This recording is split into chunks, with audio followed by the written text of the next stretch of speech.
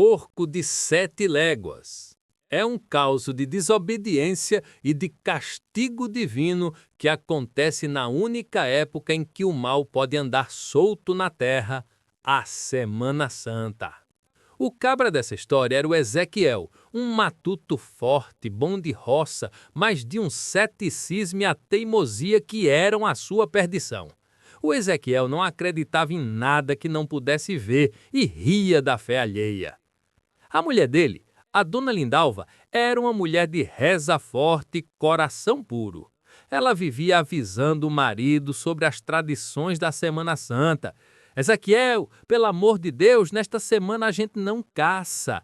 A carne não deve ser de bicho que corre. O mato fica solto. O coisa ruim anda na terra em forma de bicho e espera o desobediente. Fique em casa e reze. O Ezequiel, na quinta-feira santa, estava afiando o facão e a espingarda, rindo da mulher.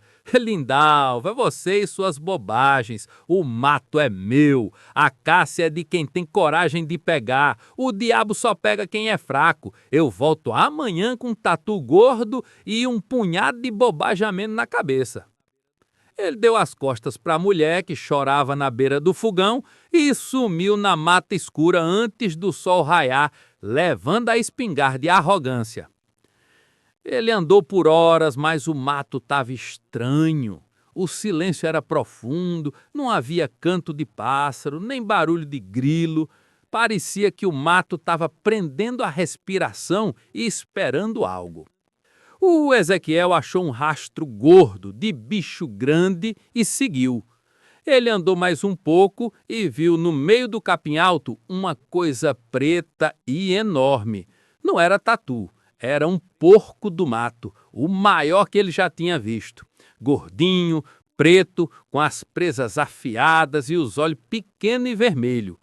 O Ezequiel armou a espingarda e mirou, mas antes que pudesse apertar o gatilho, o porco fez um movimento rápido. E o Ezequiel viu. Em cima do dorso do porco, sentado como um vaqueiro em seu cavalo, estava um homem pequeno e escuro, vestido de couro, com um chapéu de abas largas que escondia o rosto. Ele tinha na mão um chicote longo e fino, feito de rabo de arraia, que sibilava no ar. O matuto sentiu um pavor imenso. Ele soube na hora, aquele era o diabo montado. O homem pequeno com o chicote na mão soltou uma gargalhada alta, seca e rouca, que não era de prazer, mas de deboche. O caçador desobediente veio atrás de mim, Lindalva. Clac, clac, clac. O riso ecoou pela mata e o Ezequiel sentiu a alma gelar, pois o coisa ruim tinha falado o nome da sua mulher e sabia da sua desobediência. O diabo deu uma chicotada seca no lombo do porco e o bicho, com um ronco que não era de animal, saiu em uma corrida louca e sobrenatural. Não era uma corrida, era um galope de 7 léguas que quebrava o mato e deixava um cheiro forte de enxofre. O Ezequiel largou a espingarda e correu. Ele estava sendo caçado pelo bicho-papão da Semana Santa. A corrida foi desesperadora.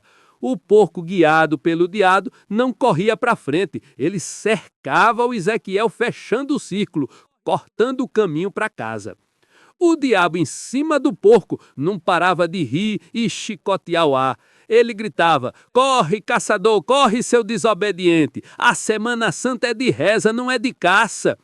O porco se aproximava e o chicote sibilava. O Ezequiel tentou se esconder atrás de um tronco grosso, mas o porco do diabo era mais esperto que o vento. O chicote veio e acertou o ombro do Ezequiel com uma força brutal. Não era só a dor do couro, era uma queimadura gelada que atravessava a pele e ia até o osso. O Ezequiel soltou um berro, mas o chicote veio de novo e rasgou as costas dele. O Ezequiel, chorando e sangrando, se jogou no chão, desistindo. O diabo parou o porco bem em cima dele e o porco bufava o hálito de terra fria na cara do Ezequiel. O diabo olhou para ele e o Ezequiel viu, por baixo do chapéu, os olhos de fogo dele. O diabo, com um sorriso de escárnio, disse: Vá para casa, caçador. Diga à sua mulher que a fé dela vale mais que sua arrogância, e o chicote fica para você nunca mais rir do que é sagrado. O diabo deu meia volta no porco, soltou uma última gargalhada e os dois sumiram na mata em uma velocidade impossível. O silêncio voltou, mas o cheiro de enxofre demorou a passar. O Ezequiel rastejou de volta para casa. Ele chegou mancando, sujo de terra e sangue, com a pele marcada onde o chicote tinha batido, e as marcas pareciam queimadas a ferro frio. A dona Lindalva, que estava rezando na beira do fogão, viu o marido. Ela não perguntou nada. Ela pegou a água benta e curou as feridas, mas as marcas de chicote ficaram no corpo do Ezequiel para o resto da vida. O Ezequiel nunca mais riu da fé da mulher. Ele se tornou o homem mais crente e temente da roça e nunca mais tocou numa arma na Semana Santa. Ele aprendeu da pior forma que a desobediência atrai o castigo e que o diabo anda montado em forma de bicho, só esperando um matuto teimoso que ri da oração para dar a sua chicotada. Essa história é pesada e fala sobre a força da palavra, meu filho, e de como a mentira pode abrir a porta para a desgraça. O caso se passou com o Zé Bocage, um cabra que não tinha defeito maior do que a boca. O Zé Bocage era um mentiroso inveterado. Ele mentia sobre tudo, sobre o tamanho da colheita, sobre a força do facão, sobre as viagens que nunca fez e sobre as moças que nunca beijou. A vida dele era uma invenção só, e o povo da roça, já acostumado, nem ligava mais para o que ele dizia. O Zé Bocage tinha o hábito de passar a noite na venda do seu Barnabé, na beira da estrada, tomando cachaça barata e despejando causos. Numa noite de tempestade, o raio cortava o céu e a chuva batia forte no telhado da venda. O Zé Bocage estava no auge da sua mentira. Ele estava contando para meia dúzia de bêbados presente que ele, sozinho, tinha domado um boi selvagem de 2 cabeças que havia aparecido no pasto dele e que tinha um rabo de ferro e que ele tinha vendido o bicho para um circo da Europa por um preço inimaginável. O povo ria de desdém, mas o Zé Bocage, com a cachaça na cabeça, acreditava na própria mentira. Nessa hora, a porta da venda se abriu com estrondo de vento e entrou um estranho. Era um homem alto, de terno escuro, impecável, com sapatos que não tinham uma mancha de barro, o que era impossível naquela chuva. Ele era silencioso e elegante, e tinha um sorriso discreto nos lábios finos, mas os olhos dele eram de um preto intenso, sem brilho, que pareciam absorver a pouca luz da lamparina. O estranho não falou com ninguém. Sentou-se num canto, pediu uma dose de conhaque e ficou olhando fixamente para o Zé Bocage, sem piscar. O Bocage, vendo um público novo e atento, cresceu na mentira. Ele continuou sobre o boi de 2 cabeças e o estranho, com a voz baixa e educada, o interrompeu. Boi interessante esse, mas se bem me lembro, o rabo não era de ferro não, era de escamas. E o senhor não o domou sozinho. Eu estava lá e vi. O senhor precisou de 3 chicotadas de fogo para ele acalmar. O Zé Bocage gelou. Ninguém sabia que ele inventava as mentiras de chicoteadas de fogo. Ele engoliu a cachaça e mudou de causo. Não, disse o Bocage, tentando parecer firme. O boi é fichinha. Meu maior caso foi quando eu derrotei o capeta numa aposta de cartas na encruzilhada. Eu apostei a minha alma e ganhei. E o diabo teve que me dar um saco de ouro. O estranho tomou um gole do conhaque e sorriu, balançando a cabeça devagar. Ah, essa aposta. Lembro-me bem. Mas o senhor está enganado, o senhor não derrotou o capeta não. O senhor ficou com tanto medo de perder a alma que caiu bêbado na mesa. E eu, por caridade, deixei um saco de moeda velha na sua mão. E não foi ouro não, era moeda de cobre. E o senhor não estava nem encruzilhada não, estava dormindo debaixo do pé de manga. O Zé Bocage ficou pálido. Apenas ele sabia o final vergonhoso e real daquela noite de bebedeira. Ele olhou para o estranho e viu que os olhos negros dele pareciam ficar mais profundos, como 2 poços sem fundo. O pavor começou a tomar conta dele. Ele entendeu que aquele não era um homem comum. O Zé Bocage, tremendo, tentou contar a última mentira, a mais antiga de todas, a que ele contava desde menino. Tudo bobagem. Meu maior feito foi quando na seca de 40 eu convoquei a chuva com uma reza que só eu sabia e salvei a fazenda inteira do meu pai, que estava morrendo de sede. O estranho inclinou a cabeça e o sorriso sumiu. O ar da venda ficou gelado e as lamparinas piscaram. Essa é a melhor de todas, Bocage. Mas o senhor se esqueceu de um detalhe muito importante. Naquela seca, o seu pai mandou o senhor rezar, mas o senhor zombou da reza e, por castigo, quebrou a imagem de Nossa Senhora na beira do rio.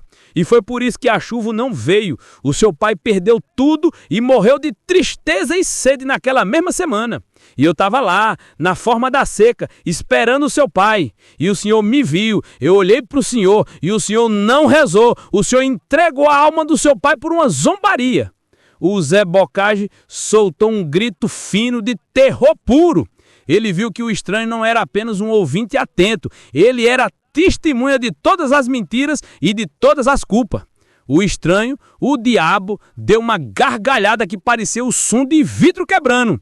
Eu sabia! O mentiroso não consegue soltar a verdade, é um vício fatal. O Zé Bocage não esperou. Ele saiu correndo da venda na chuva, tropeçando e gritando, deixando a cachaça e o facão para trás. O Zé Bocage nunca mais foi o mesmo. Ele parou de mentir, mas a voz dele ficou baixa, sussurrando, e ele começou a ter tremores.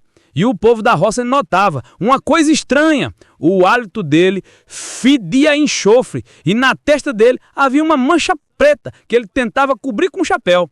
Era a marca do diabo que o pegou na noite de cachaça sem que ele soubesse quem era o ouvinte e condenou o mendioso a viver o resto da vida sem a graça da invenção e com a eterna lembrança da culpa.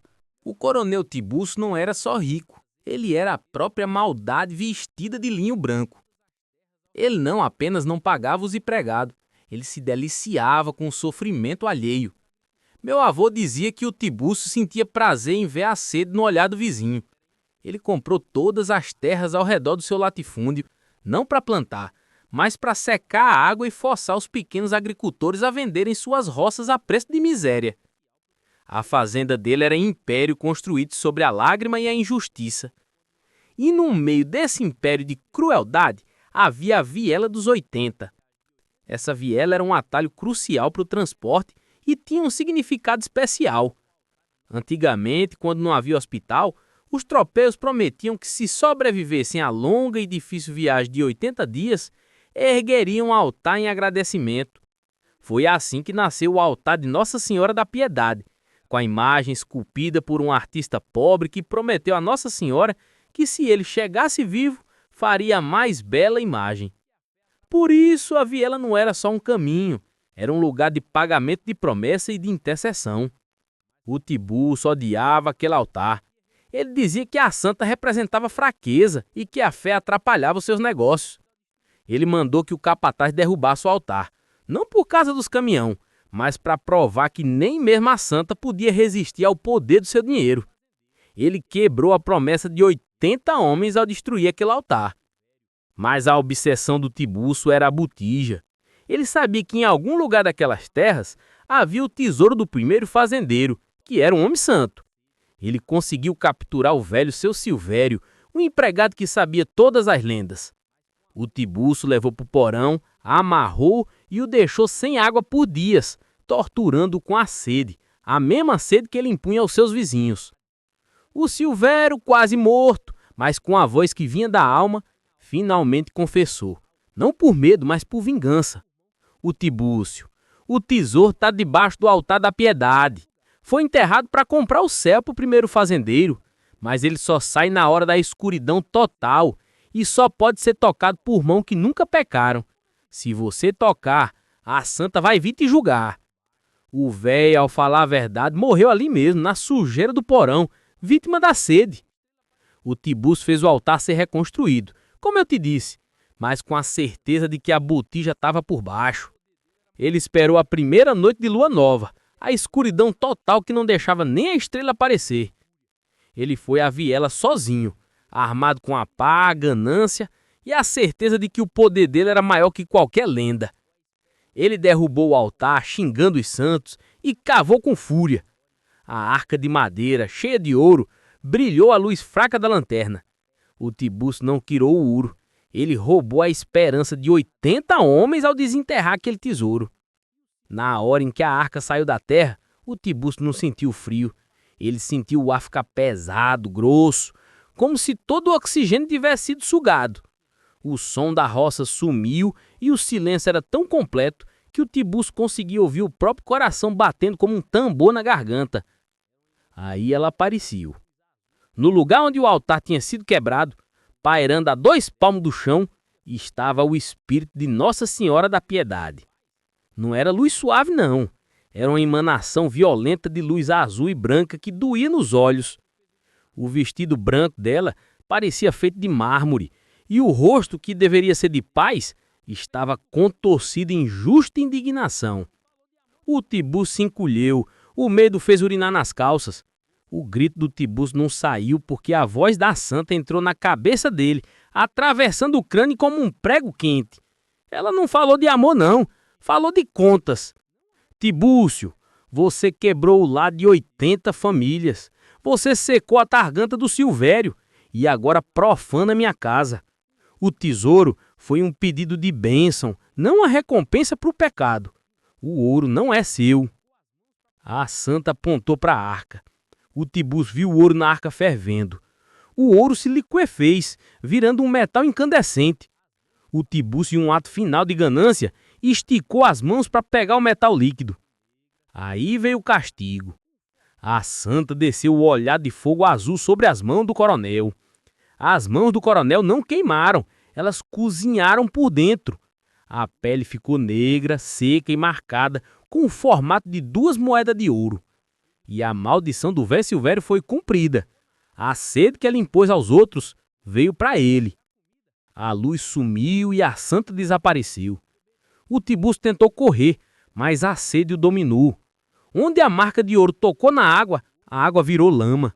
Onde ele tentou pegar comida, a comida virou cinza. E ele não podia beber. A sede do Silvério perseguia ele. O Tiburcio, o homem mais rico, definhou. Ele perdeu a razão, perdeu a família e o dinheiro que sobrou foi roubado pelos capatazes que ele tanto maltratou. Ele foi encontrado meses depois na viela dos 80, morto de sede, com os dedos cravados na terra tentando cavar o ouro derretido que marcou suas mãos. E meu avô terminava assim. O Tiburcio morreu, mas a sede dele não. Se você passar na viela dos 80, em noite de lua nova, você vai sentir um ar frio te seguindo. Não é o vento, não. É o coronel Tiburcio, com as mãos negras de pecado, rastejando pela vala buscando uma gota d'água. Eu lembro bem do meu vô sentado na cadeira de balanço, cachimbo na boca, olhando a fumaça subir. Ele sempre começava assim: meu neto, escute bem o que eu vou te dizer. O cemitério é terra de descanso, e quem perturba o que está em paz encontra a desgraça. E isso aconteceu com seu tio Mário. O tio Mário era primo do meu vô, um cabra assim era viciado em jogo e cachaça que vivia na miséria. O Mário tinha uma obsessão. Ele vivia atrás de botija, atrás de tesouro enterrado. Meu vô dizia que a ganância dele era maior que a alma. Numa noite de São João, o Mário estava bebendo na venda e ouviu uma conversa de velho sobre uma lenda antiga do cemitério da cidade. Diziam que um fazendeiro rico que perdeu tudo na seca tinha enterrado a última botija de moedas de ouro no cemitério debaixo do jazigo mais antigo. Mas ele deixou uma condição, que era uma promessa séria. O ouro só podia ser retirado por alguém que jurasse usá-lo para ajudar as viúvas e os órfãos da cidade. Senão, a maldição pegava. O tio Mário nem pensou 2 vezes, ele só viu o ouro. Ele não acreditava em promessa. Naquela mesma noite, ele pegou a enxada e foi para o cemitério, pulando o muro baixo, sem medo dos mortos e sem respeito pela lenda. Ele achou o jazigo, cavou a terra dura e, no meio da madrugada, a pá bateu no metal. Ali estava a botija. O Mário puxou o baú pequeno, abriu e viu o brilho do ouro. Ele estava rico. Naquela hora, ele fez a promessa baixinho. Eu juro que vou usar esse dinheiro para fazer o bem. Mas o meu vô dizia que o Mário já estava mentindo para a terra. O Mário levou o ouro, escondeu e nos dias seguintes começou a farra. Ele não deu uma moeda para a viúva, não ajudou órfão, não pagou as dívidas. Ele comprou roupa nova, bebeu a melhor cachaça, jogou no carteado e se exibiu na praça. Ele quebrou a promessa com a cara mais lavada do mundo. O meu avô me contou que o Mário ficou rico por uns 6 meses. Depois disso, a maldição começou a cobrar. O dinheiro do Mário começou a sumir sem explicação. Ele deixava um maço de nota ali na mesa e quando voltava, estava pela metade. As moedas que ele carregava no bolso esquentavam até queimar a pele e ele tinha que jogar fora. O Mário tentava gastar rápido, mas o dinheiro voltava por nada, como se tivesse asas. E o pior de tudo, o Mário começou a ser seguido. Toda noite, quando ele voltava da farra, ele sentia uma presença pesada atrás dele. Ele olhava e não via nada, mas ele começou a ouvir o som de passos arrastados na poeira, sempre atrás dele. Não era o passo do Mário, era o passo de um homem cansado. Uma noite, o Mário estava bebendo e resolveu enfrentar o que o seguia. Ele se virou na rua escura e gritou: "Quem é você? Quero o quê?" E a sombra apareceu. Não era o fazendeiro, era só uma sombra, alta e escura, com o formato de um homem que não tinha rosto. A sombra estendeu a mão na direção do Mário e a mão parecia feita de terra seca. A voz da sombra não vinha da boca, vinha de dentro do chão, fria e rouca. "Você quebrou o juramento, Mário. O ouro não era seu. Você tem que devolver a promessa." O Mário correu desesperado para casa e a sombra o seguiu. O Mário tentou se trancar, mas a sombra atravessava a parede e ficava parada no pé da cama dele, olhando. O tio Mário perdeu tudo. O dinheiro sumiu, a cachaça não fazia mais efeito e ele ficou louco de medo. Meu avô me disse que o tio Mário foi achado dias depois e escondido dentro do cemitério, abraçado ao jazigo onde tinha cavado o tesouro. E ele só gritava: eu juro que faço bem!" Ele estava magro, coberto de terra e completamente insano. O tio Mário morreu pouco tempo depois, sozinho e pobre de novo. E o meu avô, que viu tudo de perto, sempre terminava a história assim: "Meu neto, se você for no cemitério velho da cidade, não vá à noite. Dizem que nas noites escuras, a sombra do tio Mário ainda está lá, arrastando os passos, procurando a botija que ele não soube usar, condenado a repetir o erro da ganância por toda a eternidade." E era por isso que meu avô dizia: não se brinca com a promessa que se faz ao morto. O morto é paciente, mas a cobrança é certa. O Chico e o Elias trabalhavam na fazenda Pedra Grande, um lugar vasto e silencioso, onde o único som à noite era o grilo e às vezes o vento cortando o capim. Eles dividiam a mesma casinha modesta na beira do pasto. A amizade deles não era de muita conversa, era de companheirismo, de dividir o fumo e o café amargo nas longas vigílias noturnas. O Chico, mais falador, confiava a vida ao Elias. O Elias, calado e reservado, tinha no Chico seu único amigo. Mas o Chico começou a notar as coisas estranhas. O Elias, a cada 28 dias, ficava doente. Era uma doença que não tinha febre, mas que deixava ele pálido, com um suor frio na testa, e ele pedia para dormir no paiol de milho, dizendo que o cheiro forte da palha o acalmava. Ele passava o dia inteiro pedindo para o Chico: "Chico, não me chame à noite. Não abra o paiol por nada, ouviu? Me deixe em paz até o sol nascer." O Chico prometia, vendo o terror nos olhos do amigo. O Chico sabia que o Elias vinha de uma família marcada. O pai do Elias tinha morrido na estrada e o povo dizia que ele tinha morrido de surto de bicho. O Elias carregava o peso da maldição do 7º filho, uma dívida antiga da família que nunca tinha sido paga na igreja. O medo do Elias não era morrer, era machucar o amigo. Naquela sexta-feira de lua cheia, o Elias estava pior do que nunca. Ele chorava baixinho antes de se deitar no paiol e pediu ao Chico que guardasse o facão dele. "Guarda, Chico, por favor, não deixa nada de ferro perto de mim hoje." O Chico guardou, mas levou consigo o facão dele, o da vigia, por pura precaução, sem acreditar de verdade. Quando o Chico fazia a ronda da meia-noite, ele parou perto do paiol. O cheiro que vinha de dentro não era mais de milho. Era um cheiro metálico e forte, de sangue não lavado. e o som era aterrorizante. Um gemido grosso seguido de estalos rápidos e secos, como se os ossos estivessem sendo reorganizados à força. O Chico sentiu o estômago embrulhar. O seu amigo estava virando a besta. O lobisomem, um bicho de pelo hirsuto e grosso, com a forma de um urso gigante, mas com as patas finas e rápidas, arrebentou a porta do paiol de dentro para fora. A porta voou em lascas e o bicho saiu, ofegante. Ele estava em fúria total, com a boca babando e os dentes longos e amarelos expostos.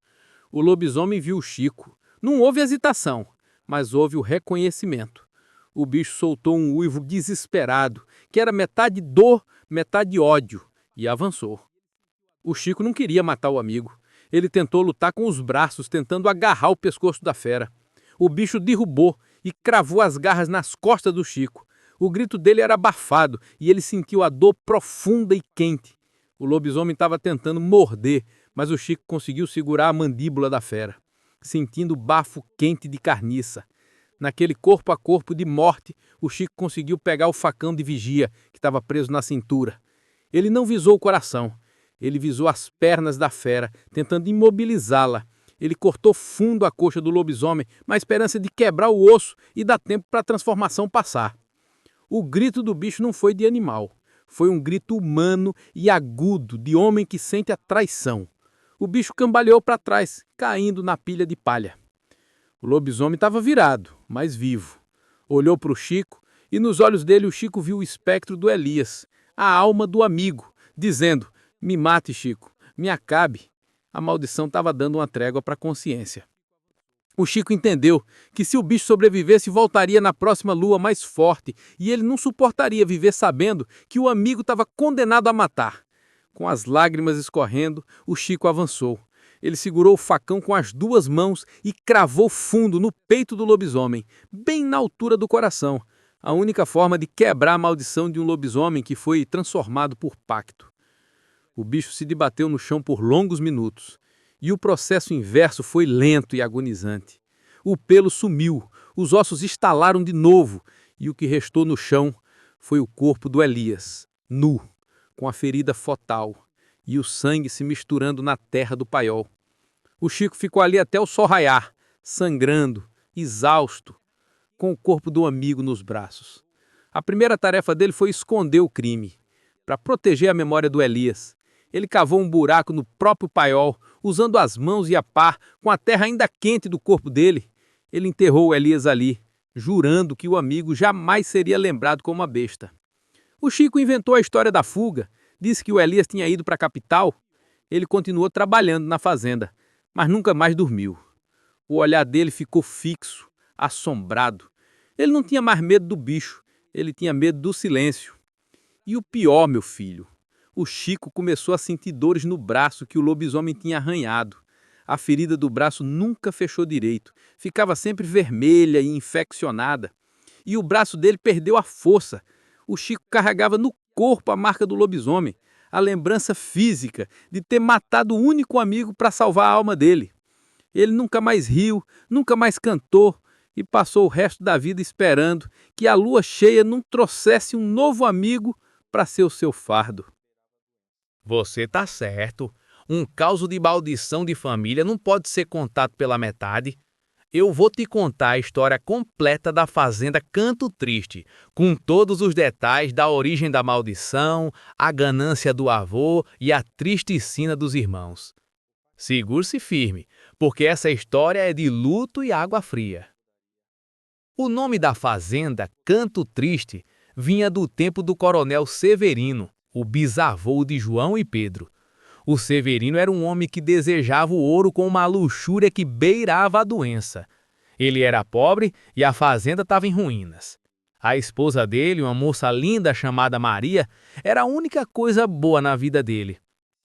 O Severino, em desespero por riqueza, procurou um feiticeiro que trabalhava com as forças da escuridão. O pacto foi feito num ritual sujo à beira do Poço Velho.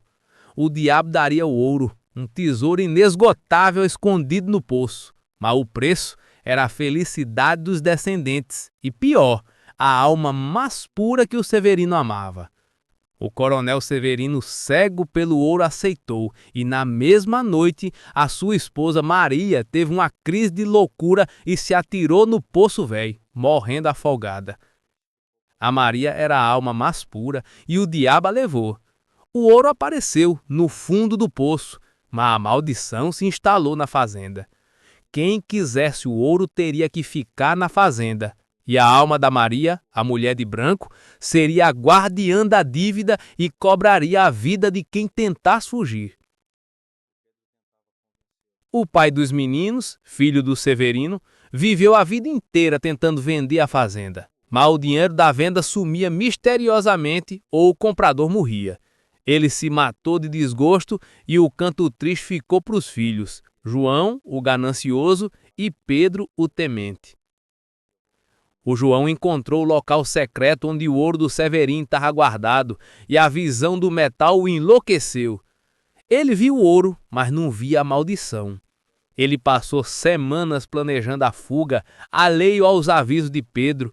O Pedro tentava convencê-lo. João, nosso pai morreu de tristeza por causa desse metal. O ouro não é nosso, pertence àquela água e a alma da Maria o guarda. O João, no auge da arrogância, ria. A alma da Maria é bobagem de velho, o ouro é real e eu vou comprar o mundo com ele.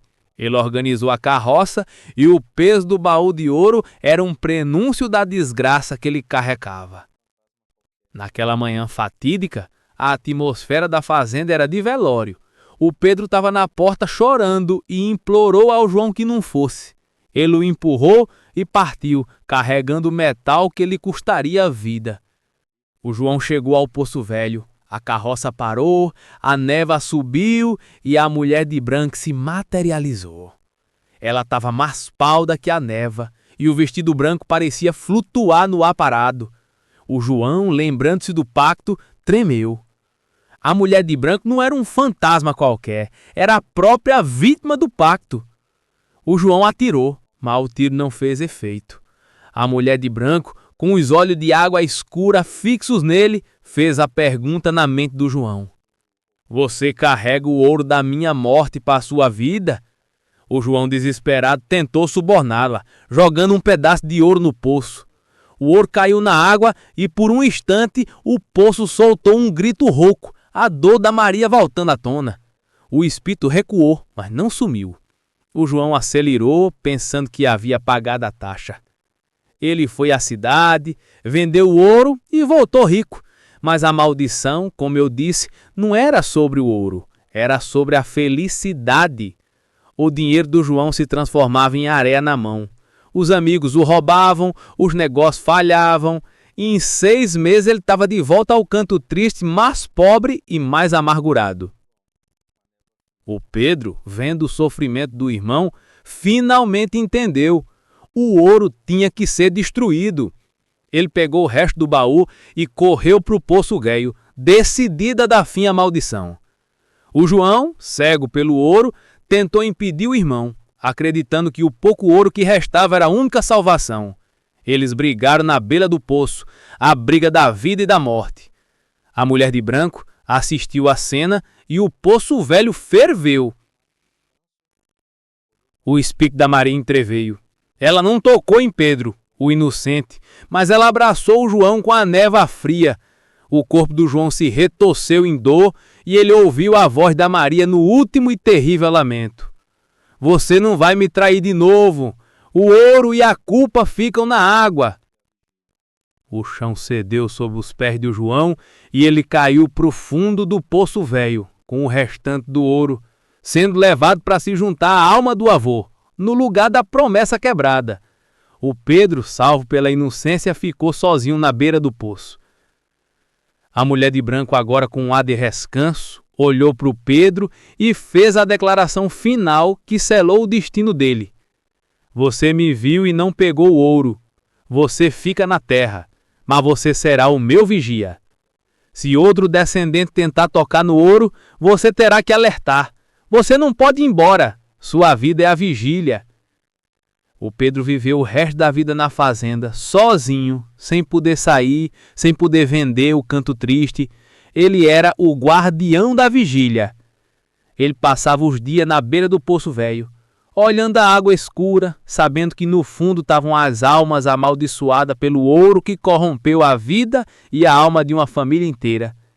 A maldição continua viva, meu filho, e o preço é sempre a nossa liberdade. O personagem era o Zé Ladrão, mas o nome dele de batismo era Zé Capistrano.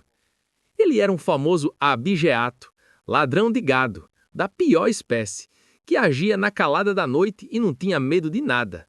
Ele era conhecido por ser cético e arrogante, zombando dos santos e das lendas da região. A fama do Zé Ladrão era tão grande que ele mirou no maior rebanho da comarca e planejou o roubo para a noite mais escura, a de lua nova. Para levar o gado roubado para o mercado, ele precisava passar por um trecho da antiga estrada de pedra dos jesuítas, onde ficavam as ruínas de um convento abandonado. A lenda dizia que naquele convento, no século passado, um monge capuchinho havia sido degolado por ladrões, que pensavam que ele guardava ouro. O monge, inocente e santo, morreu ali, e a alma dele ficou presa, mas não para assustar. O monge sem cabeça não perseguia pessoas, ele protegia o que não era dele. Ele vigiava o caminho e o gado, garantindo que nada de valor fosse roubado por ali. O povo avisou o Zé Ladrão: Zé, não roube o gado do coronel e não passe pelo convento na escuridão. O monge sem cabeça vai te cobrar. O Zé Ladrão deu uma gargalhada que ecoou na venda. O monge vai ficar sem cabeça para me assustar, mas eu vou ficar com o bolso cheio. Defunto não pega ladrão. Naquela noite, o Zé Ladrão e mais 2 comparsas fizeram roubo. Eles juntaram um rebanho de mais de 50 cabeças de gado e começaram a tocá-las pela estrada de pedra. Tudo ia bem, até que eles chegaram perto das ruínas do convento. O silêncio ali era de gelar a espinha. O ar ficou pesado, frio, e o cheiro de incenso queimado e mofo subiu da terra. O gado começou a mugir com um som agudo, de pânico, e tentou empacar. O Zé Ladrão forçou os bois, gritando, mas parou. A uns 50 metros à frente, no meio da estrada de pedra, ele viu. Tava lá uma figura alta, envolta em um hábito escuro, sem rosto. E nem mesmo o lampião conseguia iluminar o lugar onde deveria estar a cabeça. O monge sem cabeça estava parado, de braços cruzados, e no meio do peito dele, onde a batina estava aberta, havia um buraco negro e profundo. O monge sem cabeça não se moveu, mas do buraco no peito dele saiu uma luz fraca, verde azulada, que começou a iluminar lentamente, um a um, todos os bois do rebanho. A luz passava pelo couro do gado, e onde a luz tocava, ficava uma marca escura e úmida, como se o boi tivesse sido tocado por água benta. O Zé Ladrão sentiu o pavor dominar. Ele tentou gritar, mas a voz ficou presa na garganta. Ele tentou sacar a arma, mas os dedos não obedeciam. O monge então fez um movimento lento com o braço e apontou o buraco luminoso do peito para o Zé Ladrão. A luz verde azulada o atingiu no meio da testa e o Zé Ladrão sentiu um choque gelado, como se tivesse sido marcado a ferro frio. O monge sem cabeça não se moveu, mas do buraco no peito dele saiu uma luz fraca, verde azulada, que começou a iluminar lentamente, um a um, todos os bois do rebanho.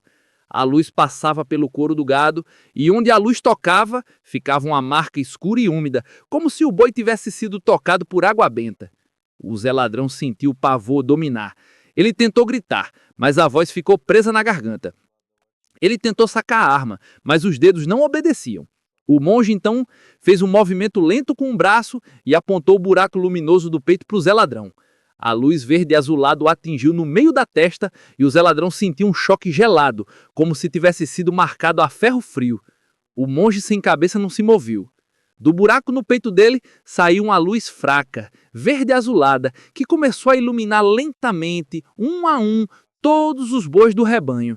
A luz passava pelo corpo do gado e onde a luz tocava, ficava uma marca escura e úmida, como se o boi tivesse sido tocado por água benta. O Zé Ladrão sentiu o pavor dominar. Ele tentou gritar, mas a voz ficou presa na garganta. Ele tentou sacar a arma, mas os dedos não obedeciam. O monge, então, fez um movimento lento com o braço e apontou o buraco luminoso do peito para o Zé Ladrão. A luz verde azulada o atingiu no meio da testa e o Zé Ladrão sentiu um choque gelado, como se tivesse sido marcado a ferro frio. O monge sem cabeça não precisou de mais nada. A figura desapareceu no ar e o silêncio pesado voltou. O gado, agora, estava estranho. Eles não queriam mais para frente. O Zé Ladrão e seus comparsas tentaram tocar o rebanho, mas os bois voltavam sozinhos, galopando para trás, na direção da fazenda de onde tinham sido roubados. Era como se uma força invisível no couro marcado os puxasse de volta para casa. O Zé Ladrão e seus comparsas desistiram. Eles fugiram na escuridão, abandonando o rebanho, que na manhã seguinte estava todo no curral do coronel, intacto, mas com a marca escura e úmida deixada pelo monge. Mas o castigo do Zé Ladrão foi pior que a perca do roubo. A marca na testa dele nunca saiu. Era uma mancha negra que ardia. E a maldição do monge se cumpriu. O Zé Ladrão não conseguia mais se aproximar de nenhum gado ou de nenhuma fazenda. Se ele tentava tocar um cavalo, o cavalo ficava doente. Se ele tentava passar pela cerca de uma fazenda, o gado mugia em pânico e a marca na testa dele queimava como brasa. O castigo era que ele viveria o resto da vida com desejo de roubar, mas impossibilitado de se aproximar de qualquer riqueza. O Zé Ladrão, o ladrão mais famoso, teve que virar mendigo na cidade, vivendo de esmola, proibido de olhar para o campo. Dizem que no final da vida ele voltou para a estrada de pedra e se jogou no meio das ruínas de um convento, pedindo perdão ao monge.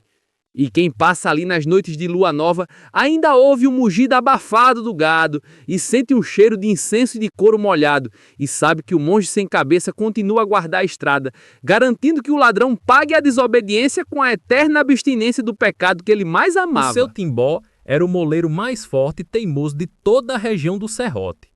Ele trabalhava no moinho velho da várzea, um moinho de pedra movido a água que ficava isolado no meio de um milharal que parecia não ter fim.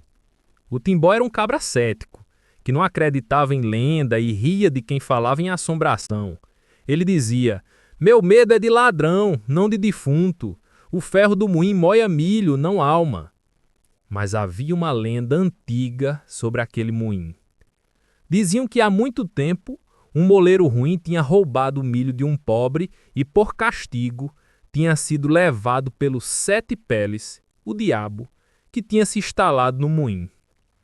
A lenda dizia que ninguém podia moer milho à meia-noite, especialmente na época da colheita, porque o Sete Peles saía da escuridão e, com sua mão enorme e peluda, tentava roubar a alma do moleiro pela boca da tremonha, o buraco por onde o milho era jogado. O Timbó tinha um prazo apertado para moer uma saca de milho enorme para um coronel. Era uma noite de finados, a noite em que as almas andam soltas. E a mulher do Timbó implorou: "Timbó, pelo amor de Deus, pare à meia-noite. Amanhã você termina. Não provoca o que está quieto."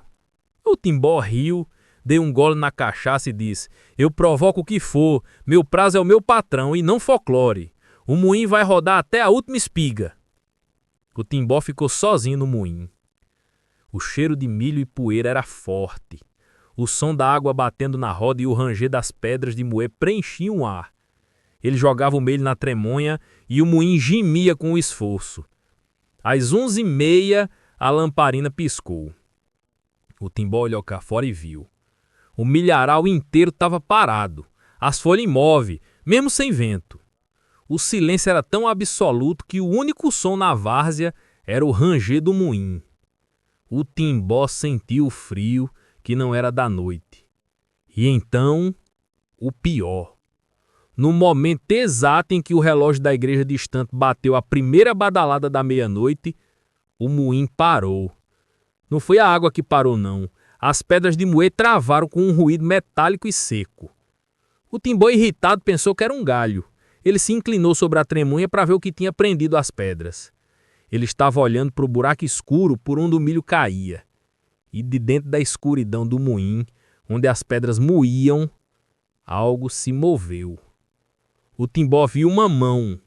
Não era uma mão de gente ou de bicho conhecido, não. Era uma mão gigantesca, peluda, escura como carvão, com unhas grossas e amarelas que pareciam garras.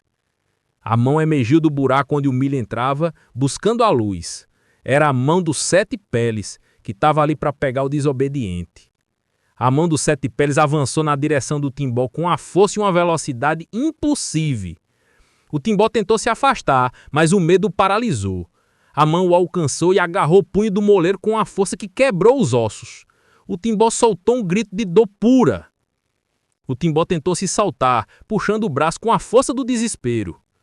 O Sete Peles não queria o corpo, ele queria a alma. A mão puxava o Timbó para a escuridão do moinho para ser moído e transformado em pó de pecado. O Timbó se lembrou da medalha de São Jorge que a mãe dele tinha costurado na camisa. Na luta, a mão livre do Timbó rasgou a camisa e ele conseguiu pegar a medalha. No desespero final, ele cravou a borda de ferro da medalha na carne peluda da mão do Sete Peles. O que se seguiu foi um terror ensurdecedor. O Sete Peles soltou um uivo cavernoso, um som de dor e fúria, que fez as paredes do moinho tremer. A mão soltou o Timbó e ele caiu no chão, puxando o braço ferido. A mão escura se recolheu para dentro do moinho com a velocidade de um raio. O Timbó, sangrando e tremendo, rastejou para fora. Quando ele olhou para trás, viu. O moinho tinha voltado a girar sozinho, com um rangido rouco e lento, moendo o resto do milho. O Timbó ficou escondido na noite. Quando ele voltou com o sol, ele viu que a lâmina de ferro da tremonha onde a mão havia se apoiado estava marcada a fogo, com a imagem de uma garra de 3 dedos. E o buraco da tremonha fedia a enxofre e milho queimado. O Timbó se curou da fratura no braço, mas a pele dele nunca mais voltou ao normal. Onde a mão tocou, a pele ficou negra, rugosa e fria, com a marca da garra do Sete Peles. Ele viveu o resto da vida com o braço marcado. O Timbó se tornou o homem mais crente da várzea.